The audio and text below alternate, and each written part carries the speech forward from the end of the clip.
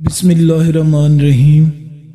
دوستو السلام علیکم۔ یوٹیوب چینل عبداللہ برادرز پر خوش آمدید۔ دوستو اگر آپ چینل پر نئے ہیں اور آپ نے چینل کو سبسکرائب نہیں کیا تو اسے سبسکرائب کر لیں اور ساتھ موجود بیل کے آئیکن کو دبا لیں تاکہ ہماری ہر آنے والی نئی ویڈیو آپ تک پہنچتی رہے۔ حضرت جنید بغدادی رحمۃ اللہ علیہ کے دل میں ایک مرتبہ خیال آیا کہ اگر شیطان سے ملاقات ہو جائے تو ایک سوال کروں گا۔ انہوں نے ایک دن اللہ پاک سے دعا بھی کر دی کہ اے اللہ، کبھی شیطان سے ملاقات کرا دے تاکہ اس سے سوال کر لوں۔ ایک دن آپ نماز پڑھ کر مسجد کے باہر نکلے تو ایک بوڑھا آدمی باہر کھڑا تھا۔ حضرت جنید رحمۃ اللہ علیہ نے اس کو دیکھ کر کہا کہ کون ہو تم؟ وہ کہنے لگا میں وہی ہوں جس سے ملنے کی آپ کو آرزو اور تمنا تھی۔ حضرت سمجھ گئے کہ یہ اصل میں شیطان ہے۔ شیطان نے کہا آپ مجھ سے کیوں ملنا چاہتے تھے؟ حضرت جنید نے فرمایا میرے ذہن میں تیرے متعلق ایک سوال ہے، اور وہ سوال یہ ہے کہ جب اللہ تعالیٰ نے تجھے حضرت آدم علیہ السلام کو سجدہ کرنے کا حکم دیا تو میری سمجھ میں نہیں آتا کہ آخر تجھے کس چیز نے اللہ کے حکم کی تعمیل سے منع کیا؟ کیوں تو نے سجدہ نہ کیا؟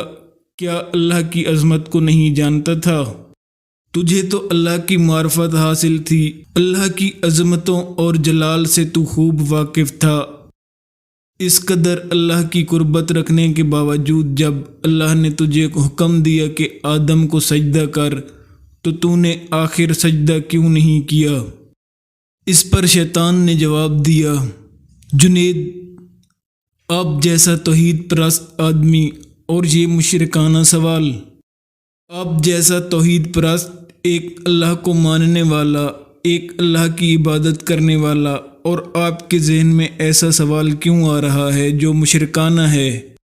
کہنے لگا آدم تو غیر خدا تھے، خدا تو نہیں تھے، میں غیر اللہ کو کیوں سجدہ کر لیتا؟ آپ جیسا توحید پرست آدمی ایسا مشرکانہ سوال مجھ سے کر رہا ہے، بڑے افسوس کی بات ہے۔ حضرت جنید رحمۃ اللہ علیہ کہتے ہیں کہ جب اس نے یہ بات مجھ سے کہی تو مجھے لگا کہ ہاں یہ تو ٹھیک کہہ رہا ہے، اور پھر تھوڑی دیر کے لیے مجھے ایسا معلوم ہوا کہ میرا ایمان سلب ہو رہا ہے۔ میں سناٹے میں پڑ گیا اور مجھ میں ہوش و حواس باقی نہ رہے۔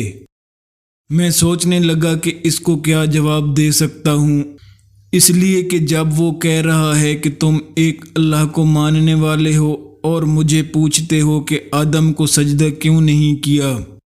حضرت جنید رحمۃ اللہ علیہ کہتے ہیں کہ میرے ذہن میں جواب نہیں آیا تو فوراً میں نے اللہ پاک کی طرف رجوع کیا، اور اللہ پاک کی جانب سے میرے ذہن میں یہ بات آئی کہ اس سے پوچھو کہ حکم دینے والا کون تھا؟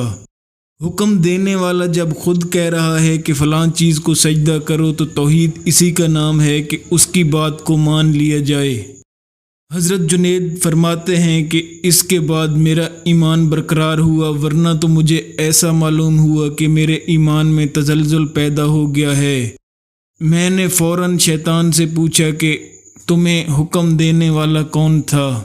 یہ بات سنتے ہی شیطان وہاں سے غائب ہو گیا اور پھر میں نے اسے نہیں دیکھا۔